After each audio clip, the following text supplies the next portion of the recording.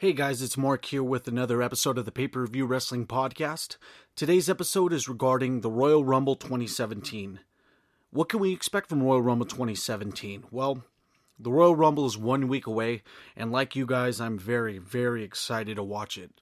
There's a bunch of WWE storylines that are building up to make this Royal Rumble something special. We have so many people that are in the loop to appear at the Royal Rumble. So the questions that I'm going to be answering here, who will be guaranteed to appear at the Royal Rumble? One of the main predictions that I've always had for the Royal Rumble for a couple months now is that Samoa Joe is the most logical surprise to appear at the Royal Rumble. The very apparent factors are as follows. He is out of the NXT title picture, so he isn't really in the loop with NXT as of right now. So to me, that kind of sets up him appearing at the Royal Rumble as a surprise entrant, probably in the high 20s, to appear after everyone's almost all gone, to just debut as a surprise. I don't think he's going to be the winner of the Royal Rumble. I have a couple other people predicted as the winner for the Royal Rumble, but Samoa Joe debuting at the Royal Rumble would be ideal for me.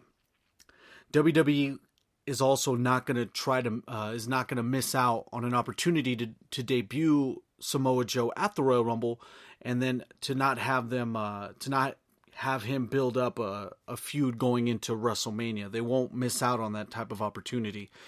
The key to having Samoa Joe appear at the Royal Rumble is, A, they're going to attract the NXT audience to go over and watch everything on the everything regarding WWE as far as the pay-per-view goes, and the mainstream TNA audience is going to be attracted into this Royal Rumble as well. You're going to have people that are probably going to buy the network and watch it solely for the Rumble.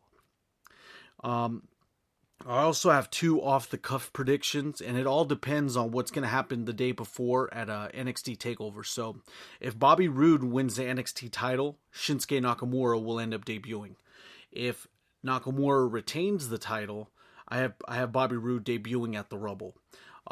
Some say it's an offshoot to see either one of those at the Royal Rumble. Some say that it's not their time, but there's never ever a perfect time for someone to debut. I mean, even in the essence of AJ Styles debuting at the Royal Rumble last year, no one expected it, and a lot of people would have had him debut somewhere else along further down the line, but there is no perfect time to have someone debut except when they come as a surprise. I mean, there's no better debut than someone surprisingly debuting, and I feel the Royal Rumble is a great place for a lot of them to do it.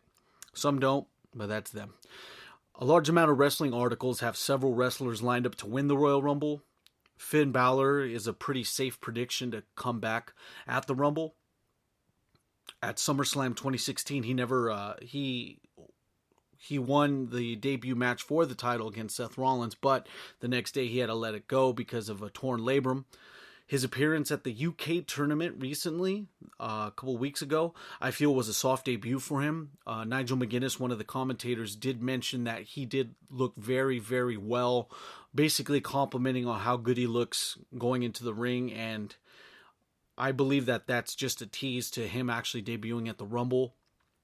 I also feel that Finn Balor actually doing all the maneuvers that he usually does before he goes into the ring. He did that at the UK tournament, and I feel that you don't really want to do all that unless you feel totally confident about the ailment that you have, as far as you feel it being totally healthy. You don't want to grab the ropes all violently. You don't want to do anything that's going to aggravate your injury. An example would be when Sami Zayn debuted in Montreal for the U.S. Challenge with John Cena. His entrance, he ended up launching his shoulder a little bit too harshly and ended up getting injured before the match even started. So that example could play into what Finn Balor had with the debut, his appearance at the UK tournament, where he did his normal ring routine, and he looked good doing it. So hopefully that's going to lead him into the Royal Rumble. But what I think should happen with Finn Balor is WWE can build up a whole surprising storyline to have Roman Reigns grab the title at the Rumble and give him a great heel turn on the way to Mania to have Finn win it at WrestleMania. I feel that by Finn losing the Universal title a day after isn't really just desserts for what he had to accomplish in this whole coming year.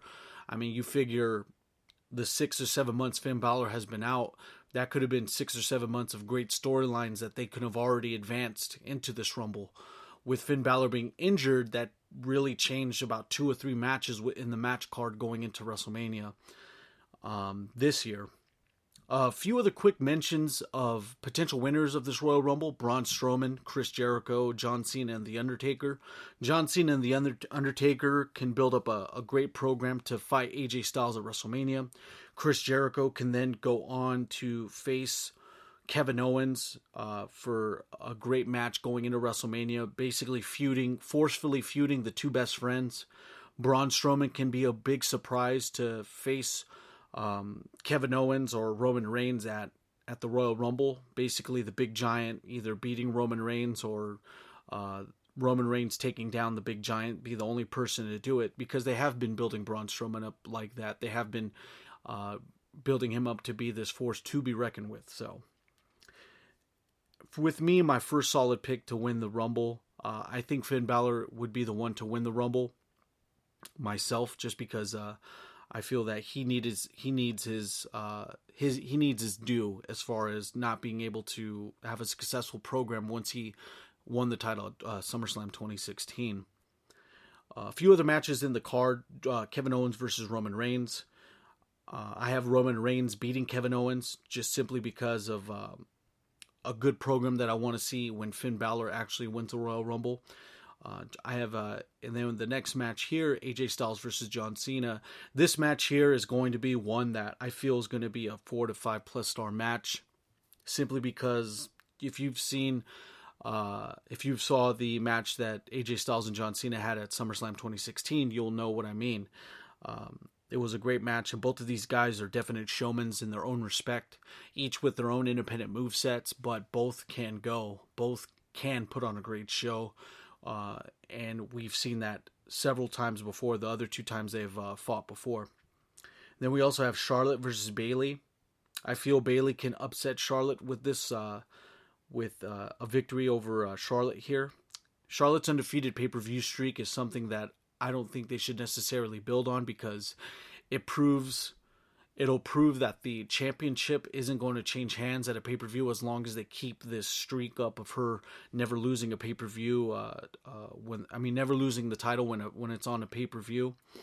So I feel that Bayley should just be the one to end it there, and then have Charlotte or Sasha Banks win it at WrestleMania. But we're just talking solely here on the Royal Rumble. So Bayley over Charlotte there at the Royal Rumble then. And then we have 2 of the 205 Live superstars. We have Neville versus Rich Swann for the Cruiserweight title. I like the fact that Rich Swann actually won the Cruiserweight Championship. I think he is the most charismatic out of the whole roster that they have at the 205 Live. And I think Neville should be able to get this Cruiserweight title. I think him as a heel has been the best thing for him as far as his career goes, with transferring from NXT to WWE. So with his moveset, with his heel tactics, I do believe that Neville will win against Rich Swann. Rich Swann still has that magnetism and that ability to attract the crowd to keep coming back and keep getting chances to get this title back. So Rich Swann isn't going to be at a loss, but Neville needs it more than Rich Swann at this point. The next match that we have here, Cesaro and Sheamus versus Gallows and Anderson. 2 referees in this match here, in lieu of what they had on the previous Monday Night Raw. And I think the club is going to take this one. I feel the club has so much potential to develop a great program, to even make a stable with Finn Balor, AJ Styles. I think the club is a market. It's an untapped resource that a bunch of wrestlers can capitalize on. It can make so much of the underutilized talent so important by putting them in there. And I mean, look what it did with the NWO. The NWO had Virgil, aka Vincent. He made him. You slap an NWO shirt on any one of those guys in WCW and they became famous. Same thing with the club. If you end up marketing the Balor Club or just the club in general as a stable for Gallows and Anderson, Finn Balor, AJ Styles, etc., you'll end up having an untapped resource, untapped market, and a stable that everyone could fall back on that's not the New Day. I think that'd be great for what would be going on with Gallows and Anderson. But to go back to this match, I mean, all four of these guys are experienced tag team artists, and all of them know how to put on a great match. I mean, that's why they've been doing these matches for several times already. Cesaro, great movesets. Sheamus always looks good, always dependable, especially for his age. Him and Cesaro, respectively. And Gallows and Anderson, I mean, their tag team experience from New Japan being the IWGP tag team champs. I just know that these guys have so much untapped potential. I just need, and we as a fan of Gallows and Anderson, we need WWE to get behind these guys because it's just there's an untapped market with these guys, and I think that WWE is letting the ball go on these guys because there's just so much they can do with them. And then the last but not least, we have Nia Jax versus Sasha Banks. Sasha Banks is at a position where she doesn't necessarily lose anything if she loses this match. Nia Jax can continue building up her dominant persona with a victory over Sasha Banks at the Rumble. I don't really think that Sasha Banks has anything to lose after being defeated here. It's all the more for Nia Jax to lose. If Nia Jax loses against Sasha Banks, I mean, then you just have a hulking diva that just can't pull through and take a victory. You need to keep that dominant ball rolling, especially since Nia Jax is so early in on her WWE career.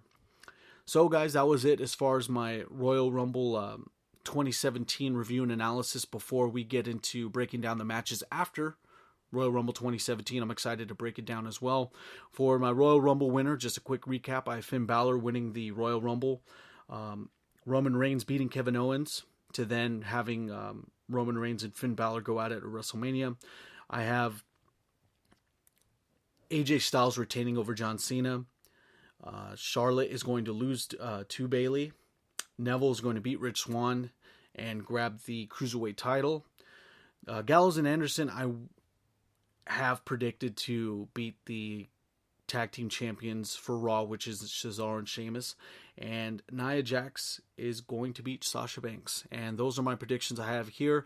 Thank you guys for tuning into the Pay-Per-View Wrestling Podcast. I appreciate any which way you guys end up tuning in, whether it's via YouTube, iHeartRadio, Spreaker, and every other SoundCloud as well. So I appreciate anyone that listens through any form of the social media.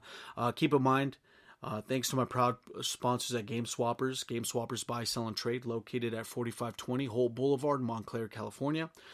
You can follow Game Swappers on Instagram at GAMESWAPPERS. That's GAMESWAPPERS. Game Swappers, buy, sell, and trade. I want to thank you guys for tuning in to the Royal Rumble 2017 review and analysis here on the Pay-Per-View Wrestling Podcast.